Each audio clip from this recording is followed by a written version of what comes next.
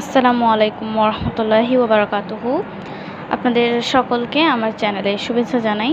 গতকালকের ভিডিওতে আমরা অষ্টম শ্রেণীর বিজ্ঞান বইয়ের পঞ্চম অধ্যায়ের 46 পৃষ্ঠা পর্যন্ত পড়েছিলাম। আজকে আমরা 47 পৃষ্ঠা থেকে শুরু করব।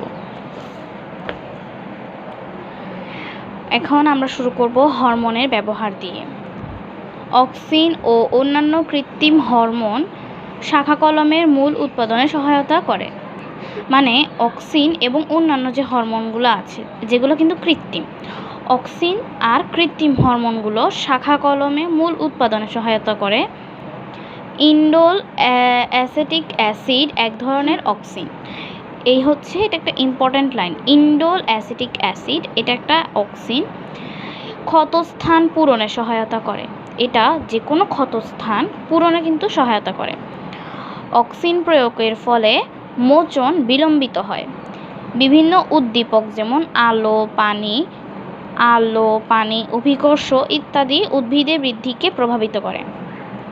এই সকল উদ্দীপক উদ্ভিদের বৃদ্ধিকে প্রভাবিত করে।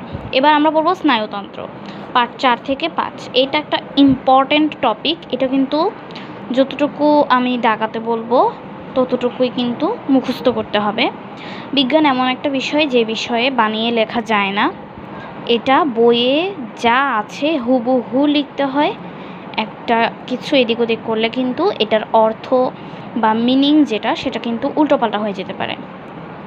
এইখানে যেই সকল লেখাপড়া রয়েছে, মানে এখানে শুরুতেই যে লেখা রয়েছে এগুলা তেমন একটা গুরুত্বপূর্ণ নয়, তাই আমি এগুলা পড়াবো না। আমি ইম্পর্টেন্টগুলো পড়াচ্ছি। আমি এই উদাহরণ থেকে শুরু করছি। কারো দুঃখ তোমায় কান্না পায়, মানে কারো দুঃখ দেখলে কিংবা কেউ মারা গেলে তোমার কান্না পায়। কারো খুশি তো তুমি খুশি হও। ধরো তোমার বন্ধু বা তোমার প্রিয় বন্ধু ভালো নাম্বার করেছে, তো সেটা তো তুমি খুশি হও। পরীক্ষায় ভালো ফলাফল করলে তোমার আনন্দ হয়। মানে যদি তোমার পরীক্ষার ফলাফলটা ভালো আসে তোমার কাছে কিন্তু আনন্দ হয়। এরপরে দেখো, এই কাজগুলো ঘটে বিভিন্ন উদ্দীপকের কার্যকারিতার ফলে। দেহের বিভিন্ন অংশের উদ্দীপনা বহন করা, দেহের বিভিন্ন অঙ্গের কাজের সমন্বয় সাধন ও পরিবেশের সাথে সম্পর্ক রাখা স্নায়ুতন্ত্রের প্রধান কাজ। মানে একটা স্নায়ুতন্ত্র, ধরো এটা একটা স্নায়ুতন্ত্র, এটার প্রধান কাজ হচ্ছে আমাদের দেহের বিভিন্ন অঙ্গের কাজের সমন্বয় সাধন করা, দেহের বিভিন্ন অংশের উদ্দীপনা বহন করা।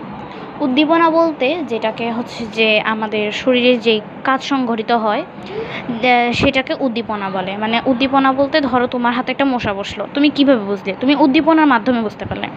একটা মশা যখন তোমার হাতে বসে, তখন বসার পরে তোমার হাতে বসার সাথে সাথে তোমার হাতের স্নায়ু তোমার মস্তিষ্কে এটাকে সিগন্যাল পাঠানোর পরে তোমার মস্তিষ্ক সেই সিগন্যালটা তোমার অন্য হাতে পাঠায়, যার কারণে তুমি উদ্দীপনা পাও।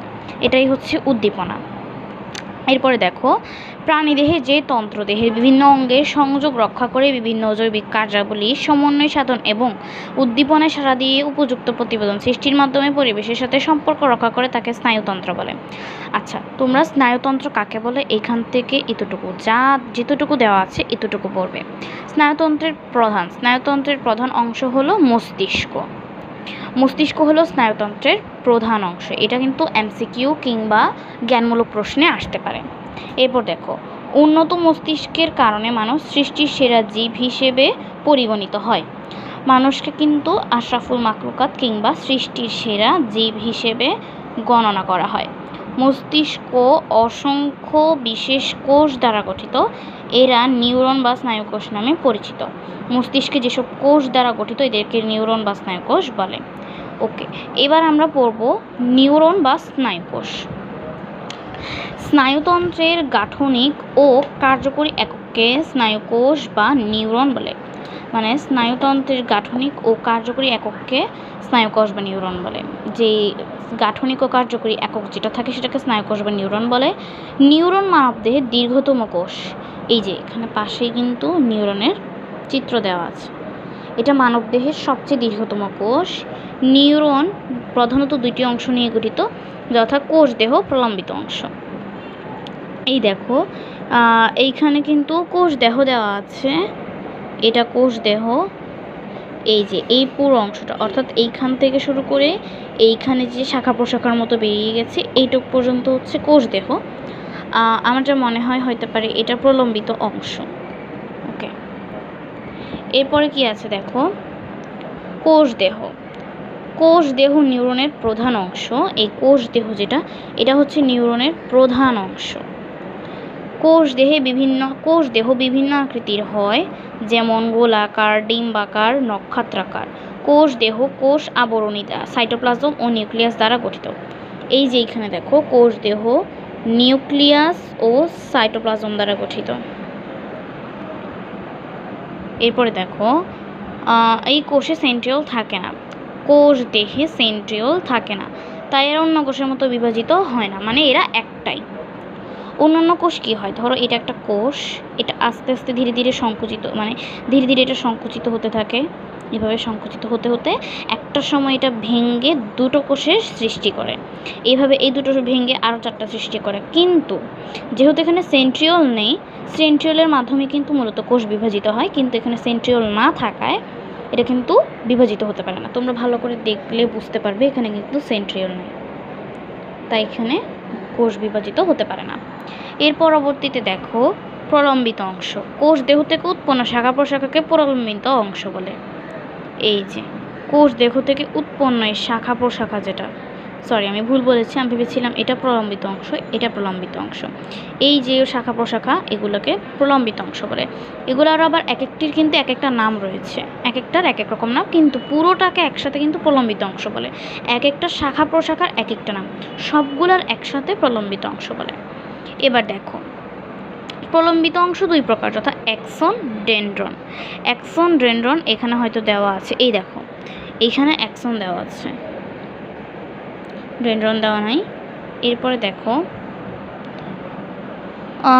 অ্যাক্সন। কোষ দেহ থেকে উৎপন্ন লম্বা সুতার মতো অংশকে অ্যাক্সন বলে। ওকে, এরপরে দেখো, অ্যাক্সনের যে প্রান্তে কোষ দেহ থাকে তার বিপরীত প্রান্তে থেকে শাখা প্রশাখা বের হয়। ধরো একটা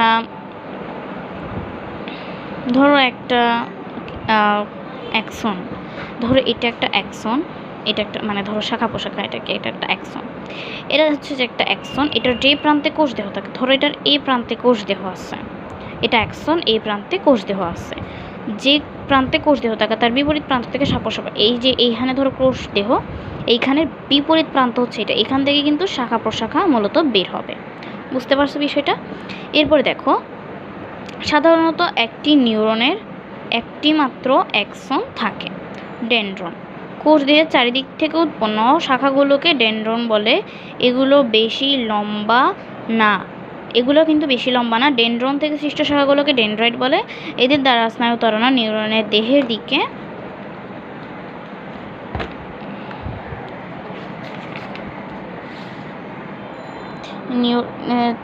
স্নায়ুতরণা নিউরনের দেহের দিকে পরিবাহিত হয়। একটি স্নায়ুকোষের অ্যাক্সন অন্য একটি স্নায়ুকোষের ডেনড্রাইটের সাথে মিলিত হওয়ার স্থানকে সিন্যাপস বলে। ধরো এইটা একটা স্নায়ুকোষের অ্যাক্সন, এই শাখা প্রশাখা, এদিকে হচ্ছে কোষ দেহ, এটা একটা স্নায়ুকোষের অ্যাক্সন, এটা ধরো একটা স্নায়ুকোষের ডেনড্রাইট।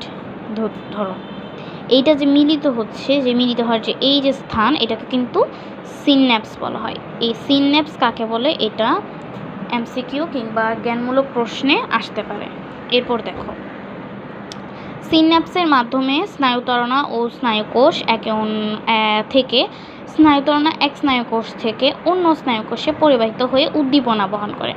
উদ্দীপনা বহনে কিন্তু স্নায়ুকোষের কার্যকারিতা বা গুরুত্ব রয়েছে। এরকম একটা প্রশ্ন আসতে পারে যে উদ্দীপনা বহনে স্নায়ুকোষের গুরুত্ব ব্যাখ্যা করো, এরকম সংক্ষিপ্ত আসতে পারে, তখন তোমরা এখান থেকে লিখতে পারো। একটা যেমন এখানে আমি তোমাদেরকে বুঝিয়ে দিই, একটা স্নায়ুকোষ থেকে অন্য স্নায়ুকোষে পরিবাহিত হয়ে উদ্দীপনা বহন করে। তারপরে প্রাণীদেহের ভিতরে ও বাইরের পরিবেশের সাথে সংযোগ রক্ষা করা, প্রাণীদেহের বিভিন্ন অঙ্গের মধ্যে কাজের সমন্বয় সাধন করা, মস্তিষ্কে স্মৃতি ধারণ করা, চিন্তা করা ও বিভিন্ন কাজের নির্দেশ দেওয়া ও পরিচালনা করা নিউরনের কাজ। নিউরনের উদ্দীপনা বহন প্রক্রিয়া নিচে চিত্রে দেখানো হলো। তোমরা চিত্রটা দেখলে বুঝতে পারবে। এবার দেখো স্নায়ুতন্ত্রকে কিন্তু 3 ভাগে ভাগ করা হয়, যথা কেন্দ্রীয় স্নায়ুতন্ত্র, প্রান্তীয় স্নায়ুতন্ত্র ও সক্রিয় স্নায়ুতন্ত্র। এই যে এখানে তোমরা চিত্র দেখলে বুঝতে পারবে। আজকের জন্য আল্লাহ হাফেজ, আসসালামু আলাইকুম। যদি ভালো লেগে থাকে চ্যানেলটি সাবস্ক্রাইব করে দিবে।